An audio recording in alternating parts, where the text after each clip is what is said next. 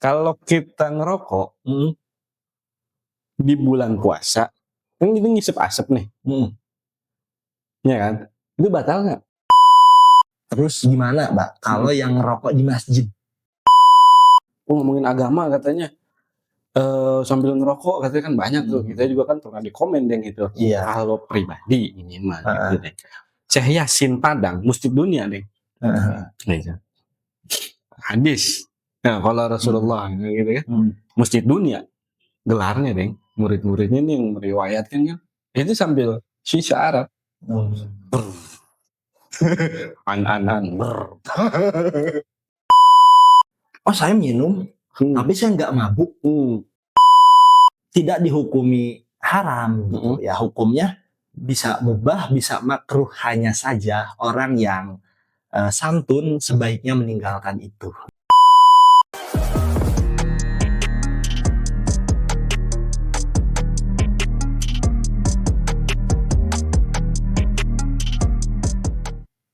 Mbak, baru itu jam. udah lama.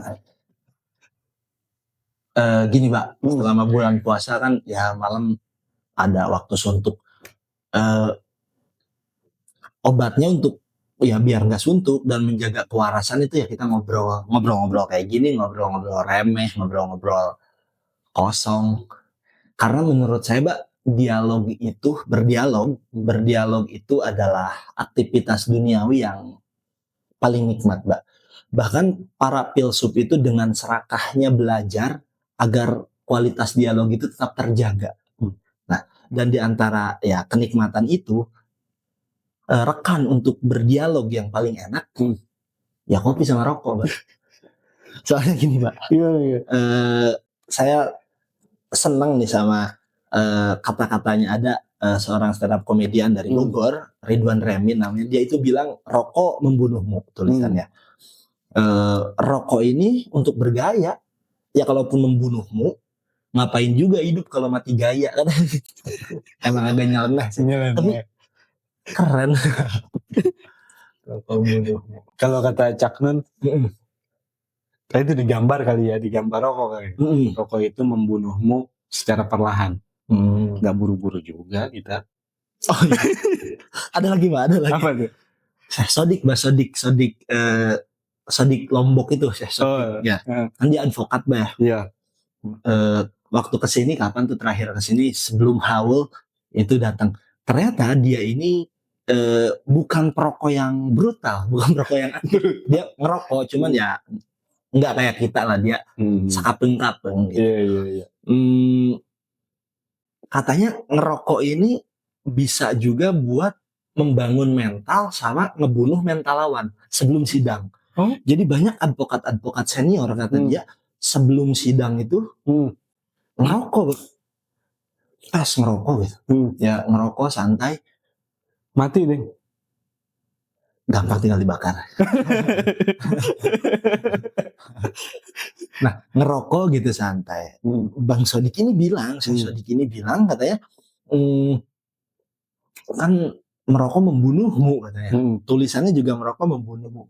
Ya ini kan rokok saya. Yang membunuhmu bukan membunuhku katanya gitu. Itu dia ada aja. Bukan. Ya memang kalau pecinta pasti punya logikanya sendiri lah, Pak. Alasannya ada aja ya. Ada alasannya. Tentang rokok. Tapi, Bang, kan dulu itu rokok disebutnya di apa namanya sijar. Karena orang sono nih, gitu nggak bisa ngomong Jim bisa, jadi sijar ya. Iya. Terus ada yang bilang juga kesini-sini setelah sijar itu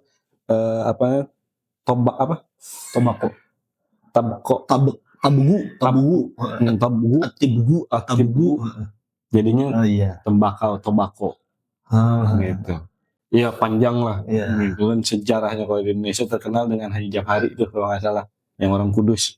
Jadi beliau membuat suatu racikan untuk orang yang masuk angin, terus batuk, pilek.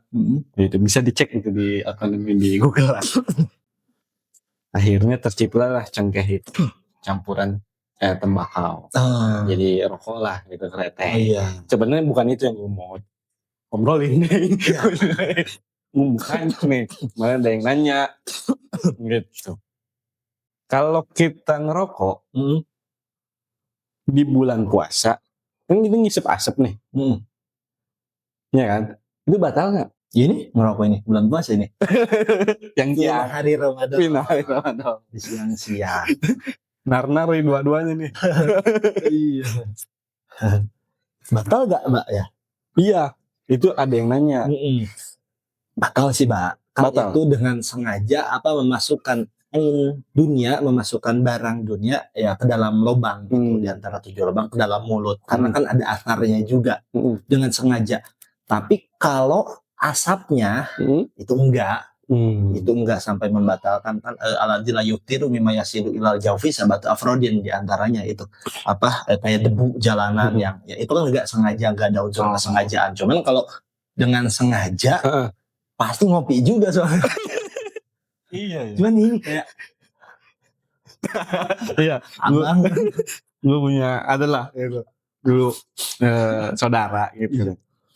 Habis deng. Apal Quran. Gitu. Lagi masih SMP ya nggak salah. Udah apal Quran. Di rumah saudara lah gitu ya tinggal nih. Di rumah saudara tinggalnya. Puasa nih, belum puasa nih. Gitu. Ngerokok. Ke saudara tuh. Iya. Emang kenapa? Kata saudara nih. Ke uak lah gitu. Uak yang nanya. Kan puasa bulan Ramadan kan. Kamu batal kan? Itu uak langsung pergi aja udah. Asem ya. Emang itu sih. Tapi ada cerita unik juga Pak. Guru kita salah satu Allahyarham lewat pengajar di sini. Itu pernah bulan puasa berhenti ngerokok. Itu habis sahur kan labu dalahu.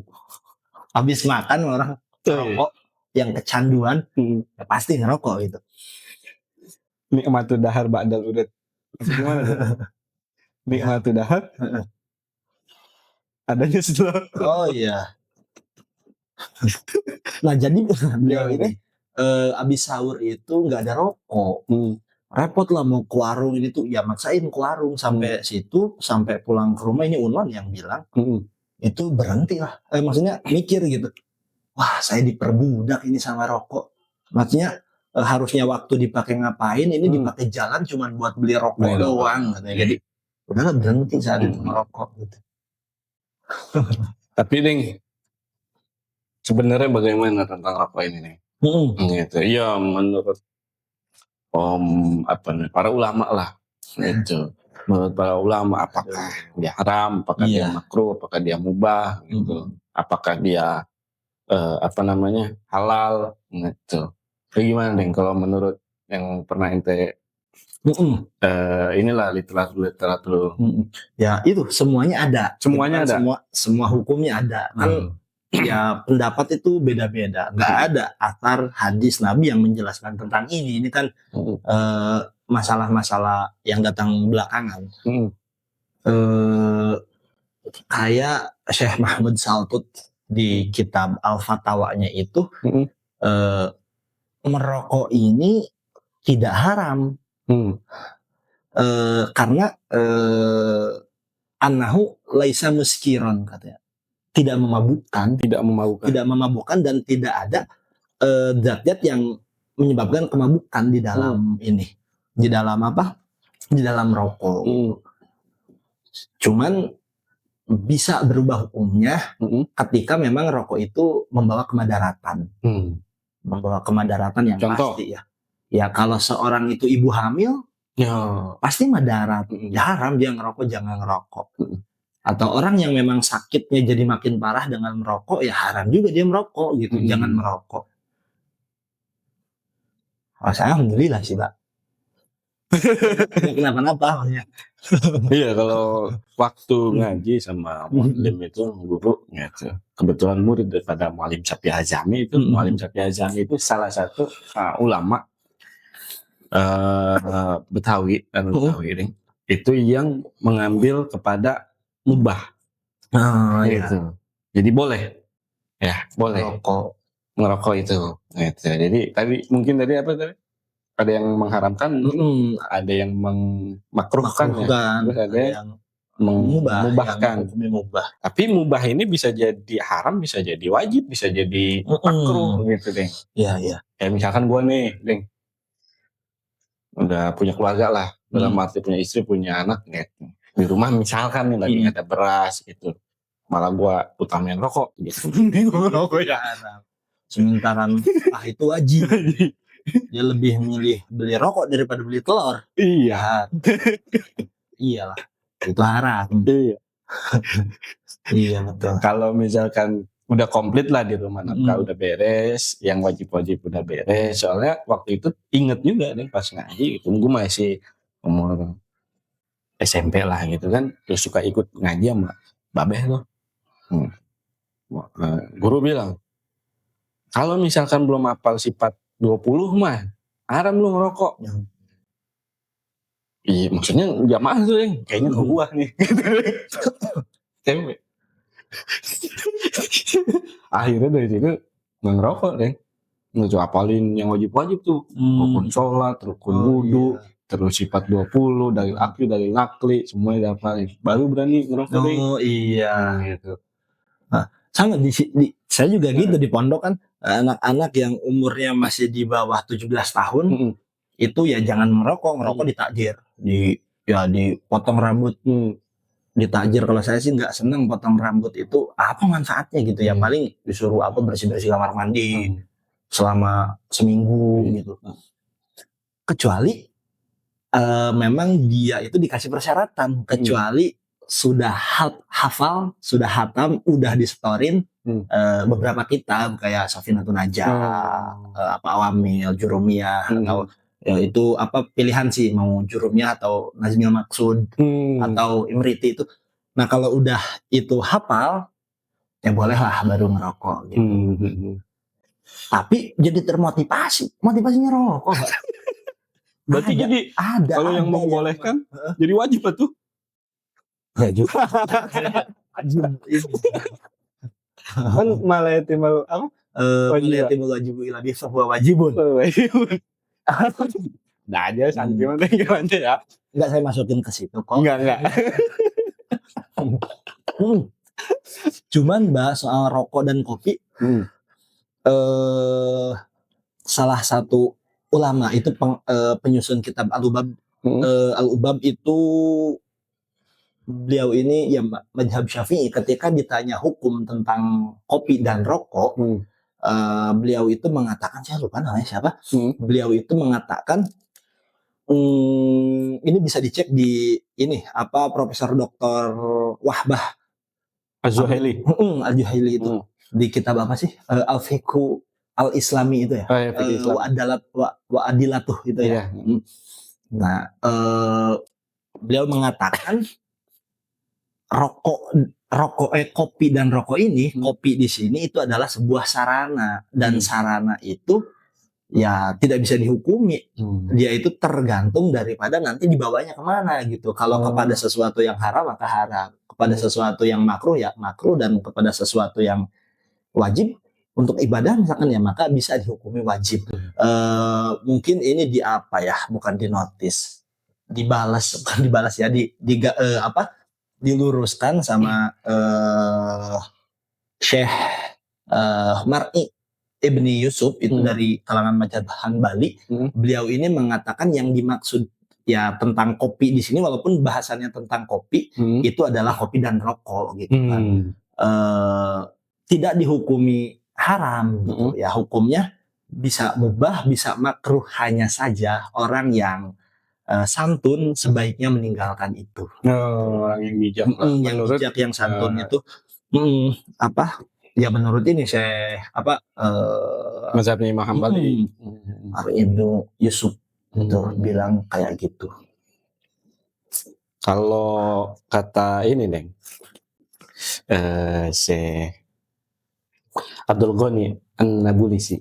Gitu. Kawinkanlah kopi dengan rokok. Gitu. Niscaya kau akan tercerahkan bak seorang petapa.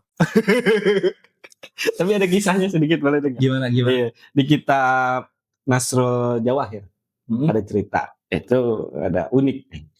Jadi Syekh Ahmad Al-Qadiri ini lagi jalan rombongan lah sama Syekh Ahmad Sayyid, berdua sama rombongannya gitu. Syekh Ahmad Al-Qadiri ini bilang, mau izin, boleh nggak ngerokok sebatang gitu.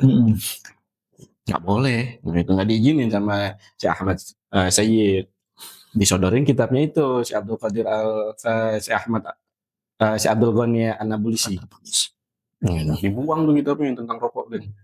Dibuang, dijauhin lagi, dibuang gitu.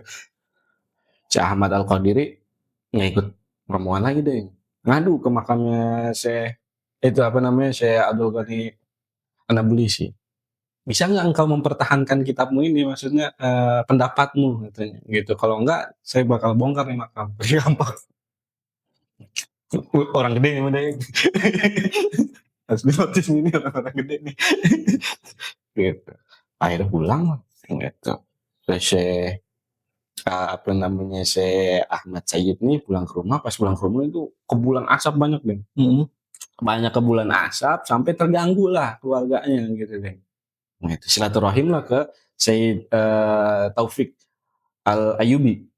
Itu kata cerita lah gitu, segala macam, musalah lah dengan Syekh Syekh Ahmad Al-Qadiri katanya. Akhirnya dipertemukan keduanya itu Syekh Ahmad Al-Qadiri sama Syekh Ahmad Sayyid gitu. Akhirnya istilahnya islah lah gitu. Dan keduanya ngerokok bareng-bareng. Kayak ceritanya itu, kayak Agus Salim waktu diundang sama ini ya yang Ratu Inggris tuh, pelantikan Ratu Elizabeth kedua gitu kan, diundang. Kan ada juga yang ngerokok pada saat itu, banyak kan di Inggris kan, pelantikan Ratu Elizabeth II gitu kan. Kayak Agus Salim ngerokok aja nih. Pas ngerokok mungkin ditegur kali sama Pangeran Philip. Gitu. Baunya rada beda mungkin gitu deh.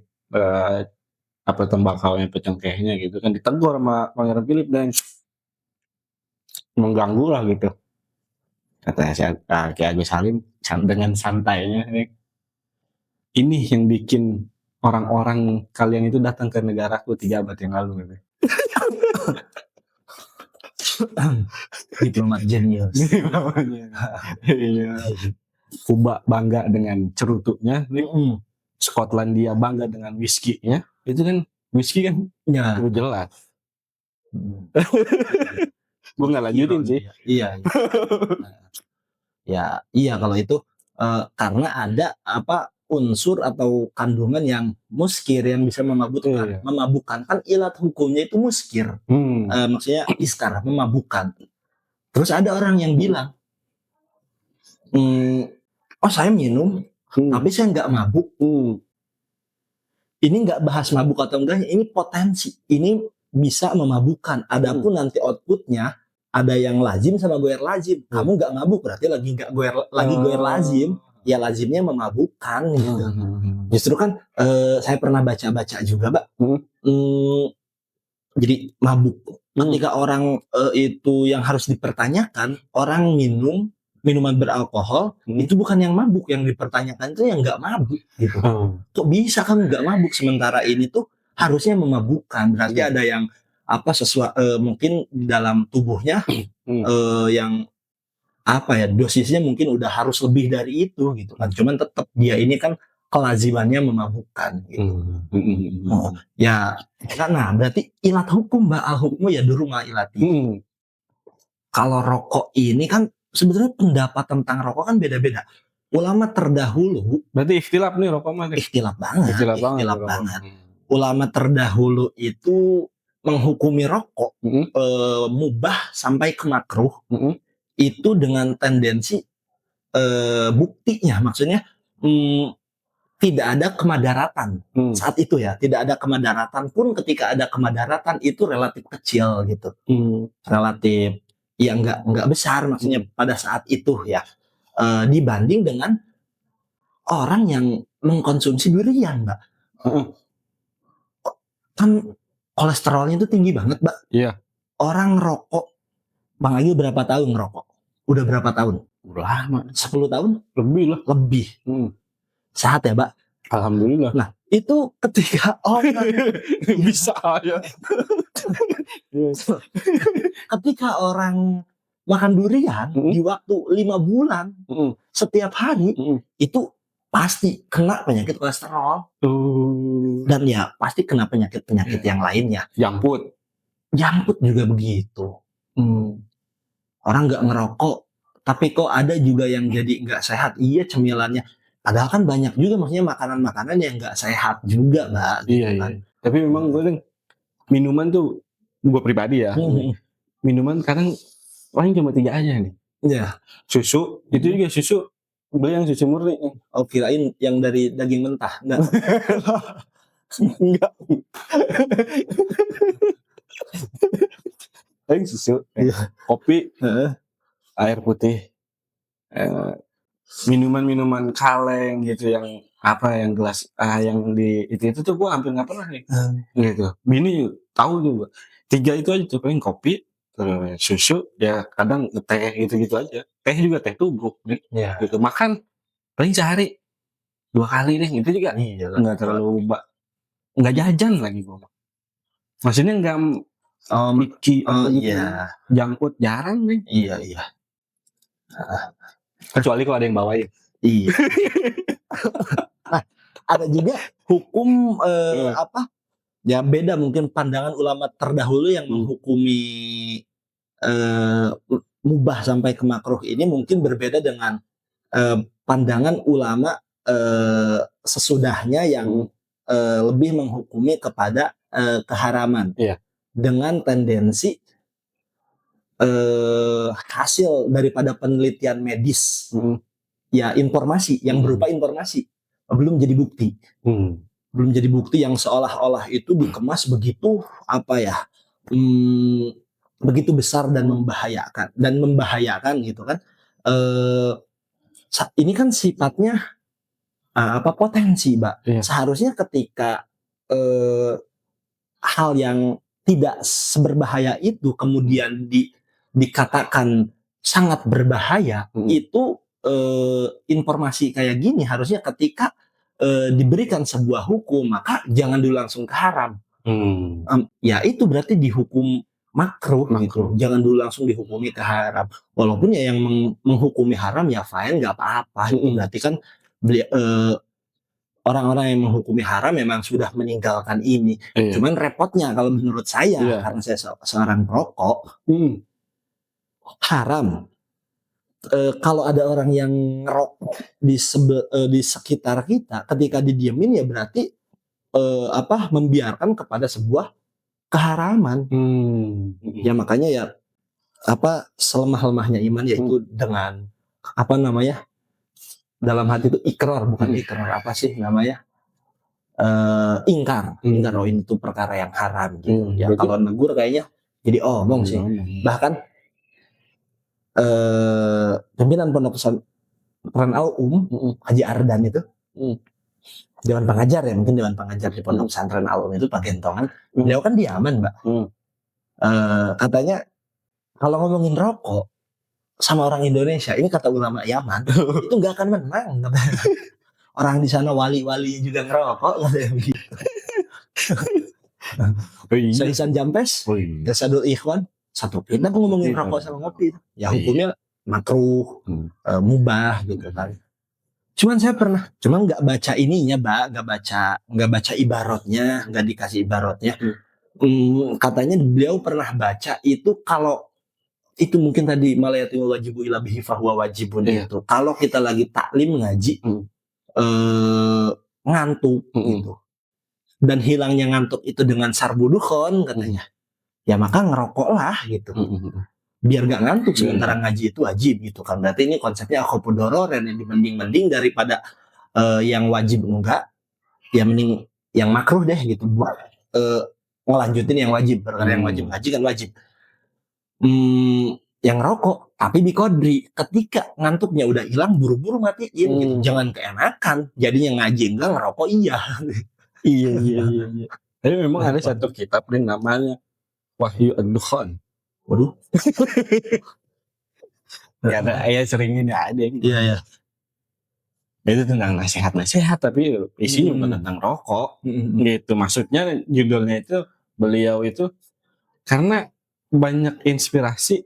Terus kalau misalkan nggak sambil dukhon, gitu, sambil sijar itu, apa sih namanya, inspirasi itu kurang kan? Oh iya. Kata beliau, dengan kita. Sampai kan kalau misalkan ngomongin agama katanya, sambil ngerokok katanya kan banyak tuh. Kita juga kan pernah di komen deh gitu. Iya. Kalau pribadi ini mah gitu deh. Syekh Yasin Padang, Mustik Dunia deh. Hadis. Nah, kalau Rasulullah gitu kan, Masjid Dunia gelarnya deh, murid-muridnya nih yang meriwayatkan kan, itu sambil shisha Arab.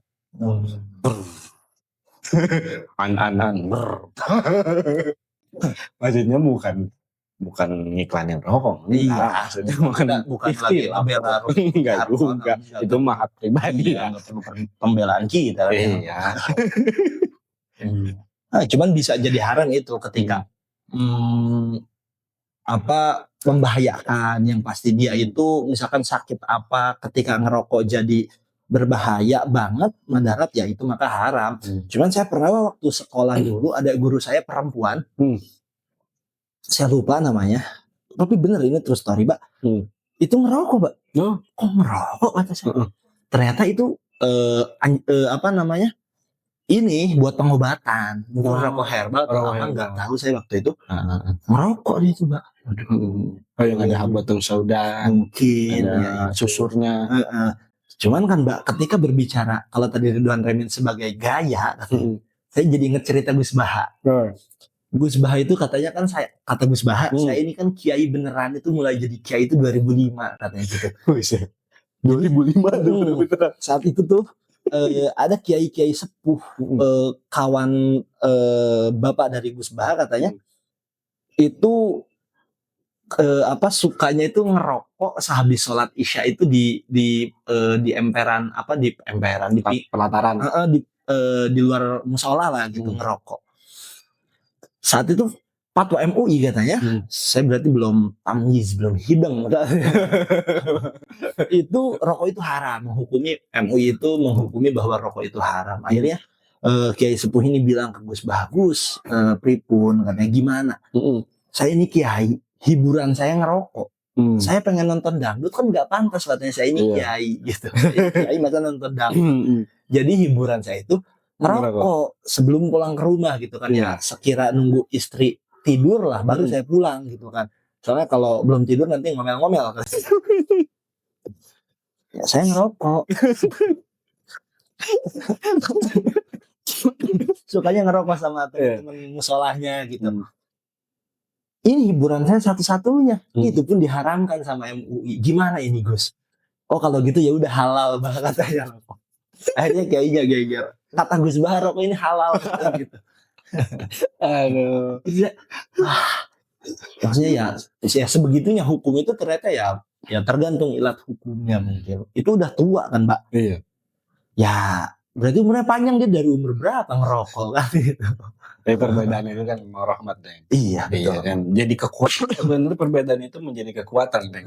Kayak misalkan satu grup musik lah gitu kan, yang main gitar, yang main drum, yang vokalis, terus kan yang main bass lah gitu kan. Satu kesatuan jadinya. Sama kayak pendapat ulama kan, jadi ya kayak di Indonesia kalau misalnya kita langsung haramkan rokok, terus yang mayoritas kan yang di pabrik-pabrik rokok muslim juga ya. Iya sebenarnya. Gitu. Ya kalau misalkan ada solusinya gitu, ya silakan. Tapi kan bukan karena itu juga, Pak. Maksudnya kalau menghukumi rokok ini nggak bisa dihukumi haram karena di dalamnya itu banyak orang yang orang muslim yang bekerja di pabrik rokok. Ketika diharamkan dan pabriknya ditutup, maka orang muslim ini kerja di mana? Enggak ke situ landasannya. Kalau landasannya ke situ, ini berarti jual agama nih, rokok nggak usah diharamin gitu, Iya. demi kemaslahatan. Enggak lah, jadi karena memang dari kandungan rokoknya, gitu kan, kandungan rokoknya yang apa tadi tidak annahu laisa muskiron, itu tidak memabukkan, itu memang kandungannya yang tidak diharamkan, yang tidak dihukumi haram gitu. Kalau semata-mata karena ada orang muslim di dalamnya sehingga hukum haramnya ditahan, ya enggak. Toh nanti rezeki juga datangnya enggak melulu dari situ gitu, Mbak. Terus ada lagi, Deng. Apa? Yang apa namanya, katanya banyak yang hasil dari rokok itu untuk apa namanya, bantu agama lain, misalkan gitu, Deng, katanya. Itu begitu juga. Gimana tuh? Harus riset berarti, Mbak. Kita kalau kita bilang mengiyahin itu jadi kenanya nuduh.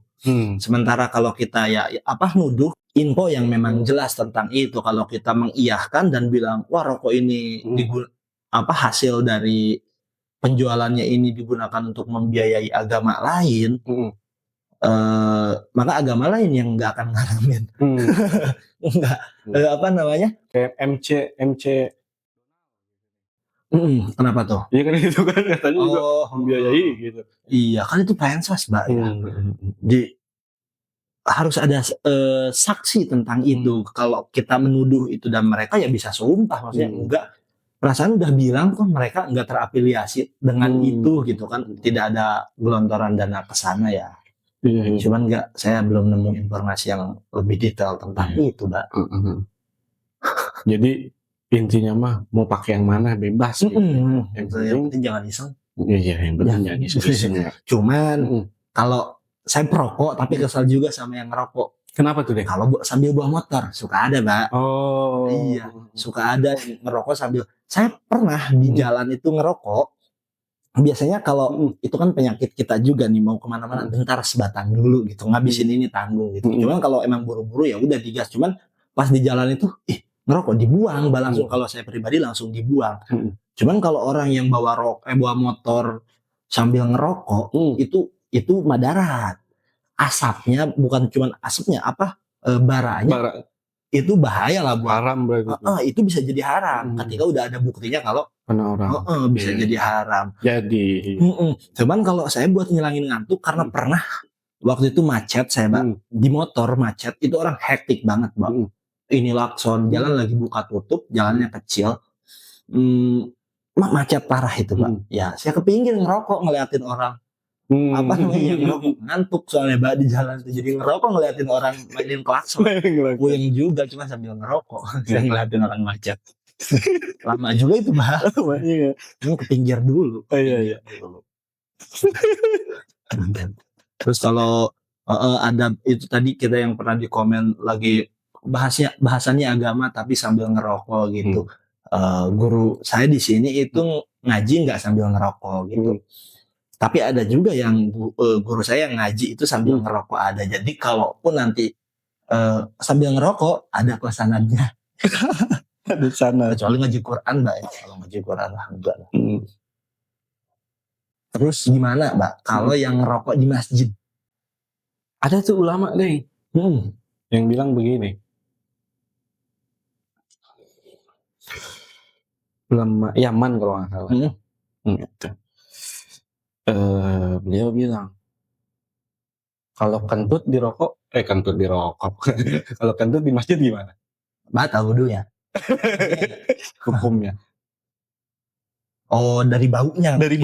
Kalau dari baunya nih. Oh iya. Gitu. Maka dimakruhkan. Iya. Rokok.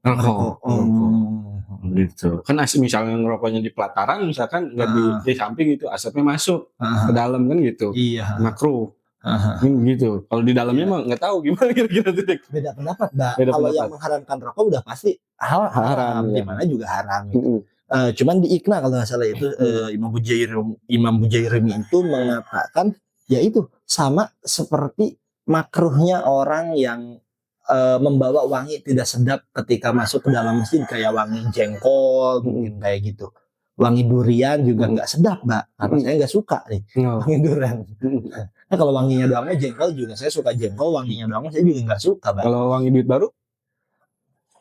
Ada nggak yang nggak suka? Ya sama, rokok pun seperti itu, ketika karena baunya tidak sedap maka dihukumi makruh. Nah, kalau misalkan tentang itu di dalam ngerokok deh, misalkan di masjid nih, betul.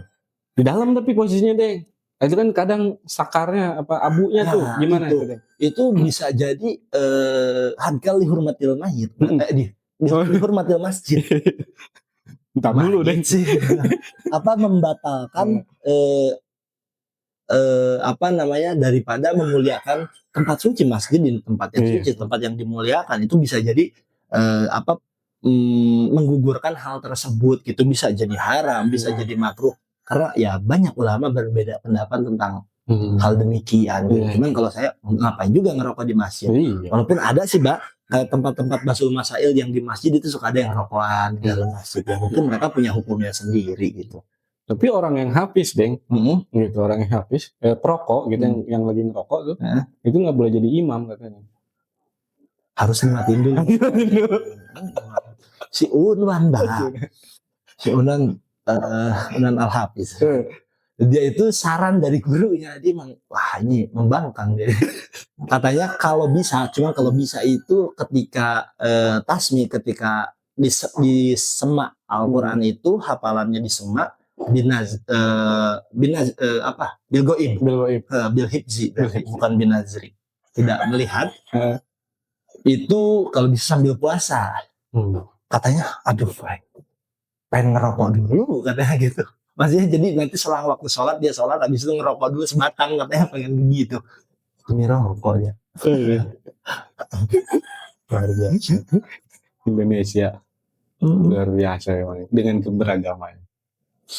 Gadis kretek. Iya. Kalau gua GR. Apa tuh? Garis bukan garis kretek. GK dong. Oh GK ya. Goalkeeper.